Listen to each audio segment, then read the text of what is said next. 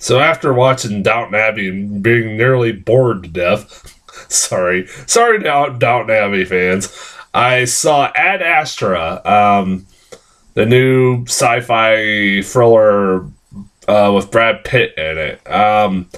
This was a movie that I got a trailer for a couple times, and I wasn't sure what the fuck to think of it.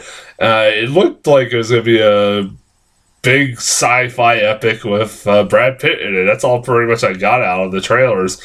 It also had Tommy Lee Jones in it too, so as his dad, which is so fucking weird. I don't know if I'm the only one who thinks that's weird that Brad Pitt is Tommy Lee Jones is Brad Pitt's dad. Which I'm just like, I was trying to do the math. Like, I know Brad Pitt's like in his 50s, so like I'm sure there's enough of an age difference that they could pull that off, but I was like, that's really fucking weird.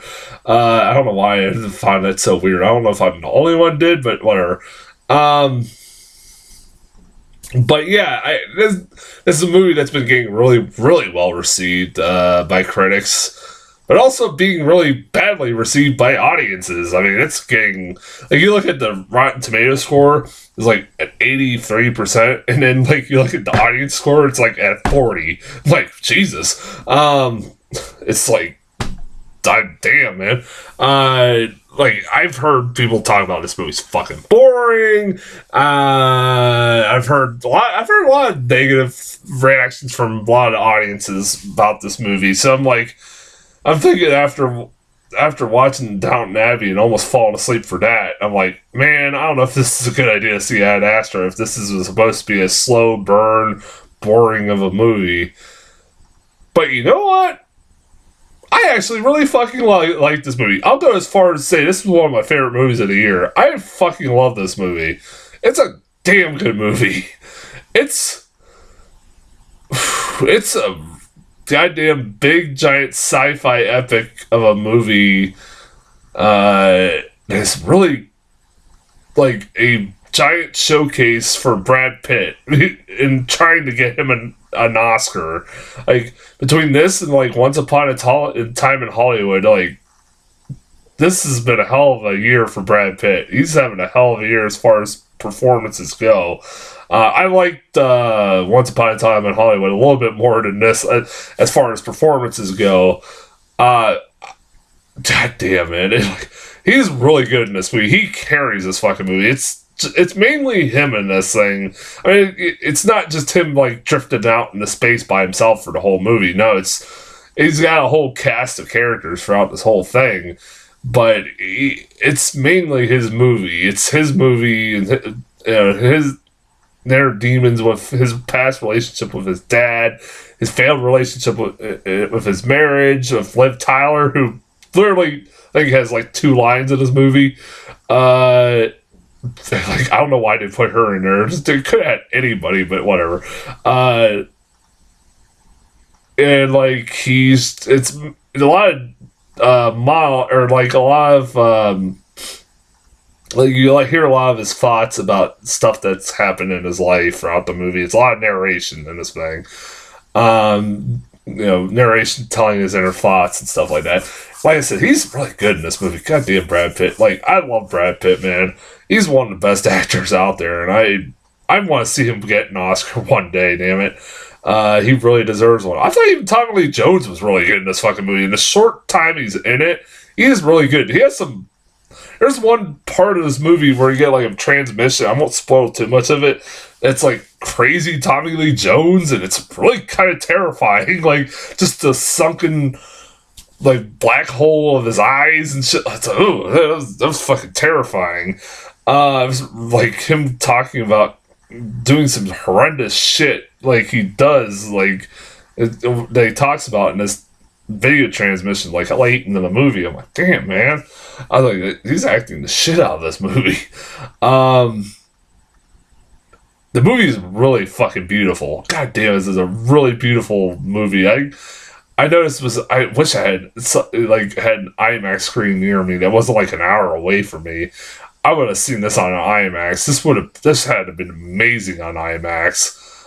This was a beautiful, gorgeous looking movie. It's like when I saw the trailers, it's like this movie's obviously trying to be like something like 2001: A Space Odyssey, and you could tell the influence from that movie, but it's like, it's not just like a complete ripoff of 2001: A Space Odyssey. It's like, this movie is like a mixture of a million different things. It is. It really is. It's a sci-fi epic with a mystery and also a drama, and also some parts of it a fucking straight up horror movie.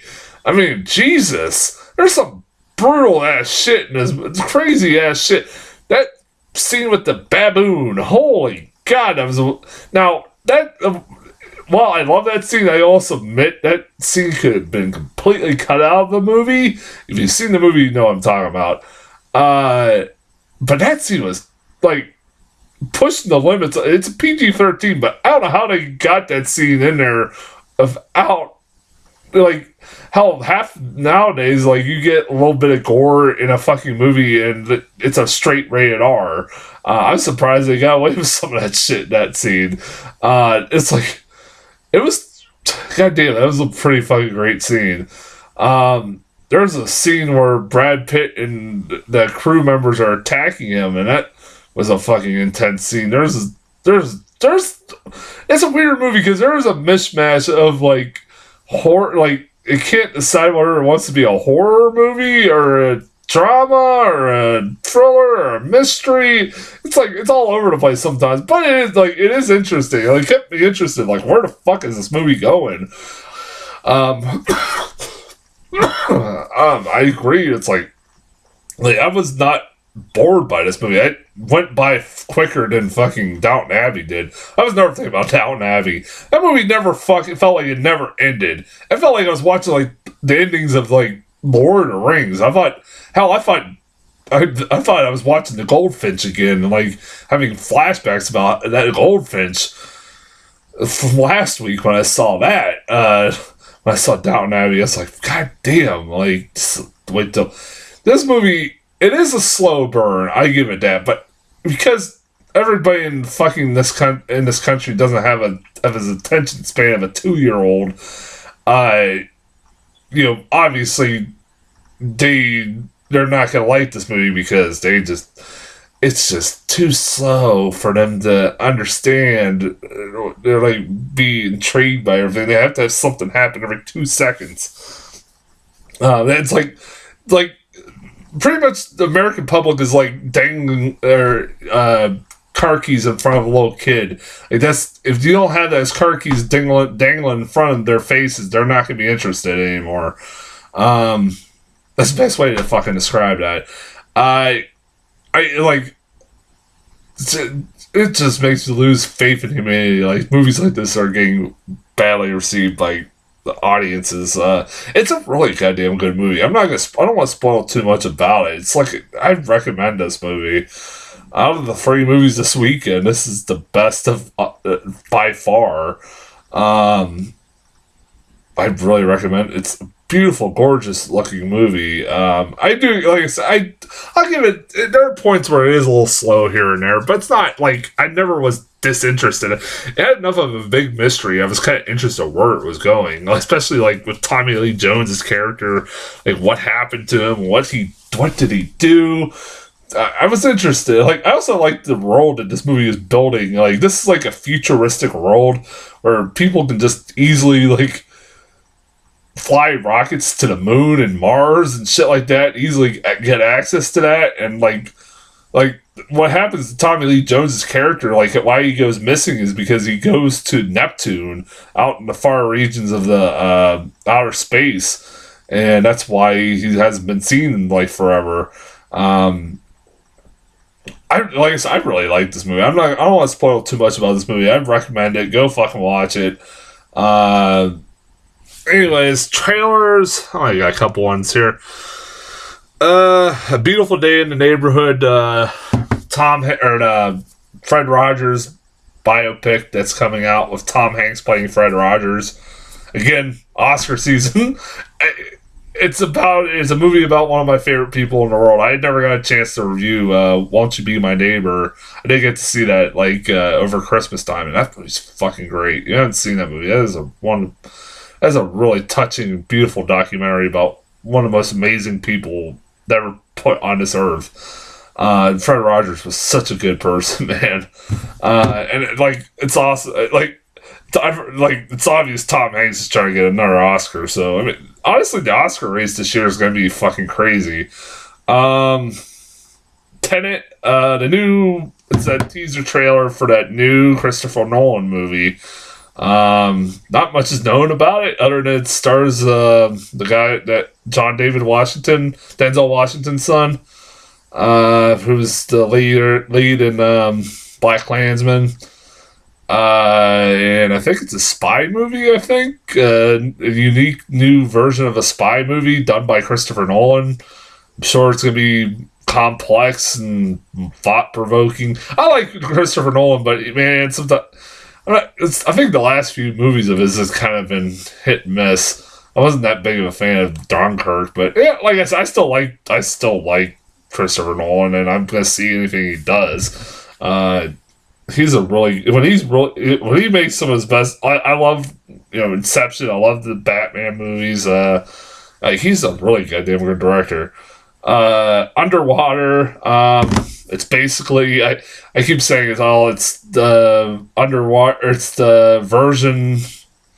It's a version of Alien, but if it takes place under the ocean, because there's a bunch of people on an oil rig at the bottom of the ocean that are drilling, and they cause an earthquake, and something comes through, and it's attacking them on the space or on the station. That's basically, again, this plot of Alien, but if it's taking place underwater, and it's called Underwater. Literally, like the title reveal in the trailer is like reminiscent of Alien. They're not even trying not to be reminiscent of Alien. Like, you're gonna be comparing it to Alien, and probably the Abyss too. I mean, the Abyss was kind of the underwater version of Alien too, but whatever. And the last trailer, the trailer I hadn't gotten yet before, the rhythm section. When you hear that title, you go, that sounds like a fucking musical. But no, it's a revenge thriller. Blake Lively, who her family is killed killed from a bombing that happened on a plane, and she wants revenge against these terrorists. Yeah. And the trailer features what the fuck is that Nirvana song? What's that called? Let me look it up real quick. Sorry. Oh yeah. Where did you sleep last night? That Nirvana. It's a remake of that song. Nirvana's "Where Did You Sleep Last Night." I was hearing the song play, and I'm like, is that fucking that Nirvana song? So they remade it. Why just not play the fucking... I always hate that. Like, why do they remake classic songs and, like, make shitty emo versions of it and then play it in the trailer where you could just play the original song and it would fit well enough? I guarantee you play the original song, it still would fit perfectly. I don't know, it drives me nuts. It's always been a thing that drives me nuts about trailers nowadays. But yeah... dude, it's a movie that's coming out in January. That's not a sure sign for that fucking movie. So, any movie that gets released in January is just in trouble from the get-go. So, maybe it'll be good. I don't know. Again, I've been seeing every fucking thing that comes out, so I'll probably be seeing that in January. So, what am I kidding? Yeah, that's as far as trailers go. Go see Ad Astra. And I don't care too much for Downton Abbey. Sorry. The only thing out next week, or this week, is Abominable, so that'll be it. I mean, I know The Hunt was supposed to come out this weekend, and even though it's been canceled for like 2 months, my movie theater still has the poster up on it, and still says it's coming out September 27th. I'm like, did they fucking not get the memo? I mean, they put down that poster, like, right when, it got taken out or taken off the release date, and they took it down and then put it back up for some fucking reason. I don't know. But yeah, that's not coming out. So, but I will be seeing Abominable sometime this week or next week. So until then, I'll talk to you guys later.